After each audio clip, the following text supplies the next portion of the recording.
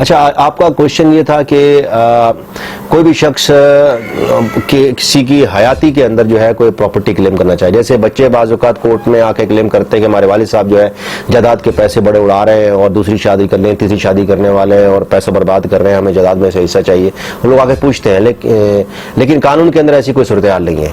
اس کے اندر یہ ہے کہ دو طریقے ہیں. یا تو جو ہے دو قسم کے بندوں کو مل سکتا ہے. ایک تو غیر شادی شدہ لڑکی ہے، وہ اپنا جو ہے خرچہ کلیم کر سکتی ہے اس کی پرورش کا، اور دوسرا بچہ جو ہے 18 سال سے کم عمر ہے تو وہ اپنے جو ہے اپنی خرچہ جو ہے مینٹیننس وہ آپ سے اپنے والدین سے کلیم کر سکتا ہے. ادروائز ان کی مرضی ہے کہ وہ پراپرٹی کا جو کریں، اس میں کوئی قانون موجود نہیں ہے. سمپل سی بات ہے، اگر آپ جو ہے بچہ کل کو بڑا ہوتا ہے، وہ کروڑ روپے کماتا ہے، اس کی مرضی جہاں چاہے خرچ کرے، اس کو کورٹ جو ہے وہ نہیں کر سکتی.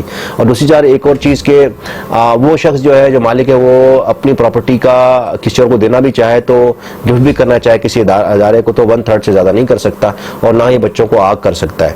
تو جائیداد جو ہے اس کے جو اور یہ جب اس وقت تقسیم ہوتی ہے جب جو ہے اس کا انتقال ہو جاتا ہے، اس کے بعد تقسیم ہوتی ہے اور وراثت. ادروائز کوئی قانون نہیں ہے. قانون صرف یہی ہے کہ جو اس کے پیسے ہیں اس کا مالک ہے، بچوں کو شیئر اس کے بعد ہی ملے گا، پہلے نہیں مل سکتا. اس اور کوئی قانون ایسا موجود نہیں ہے. میری بات میرے خیال میں آپ کے سوال کو جواب مل گیا ہوگا آپ کو.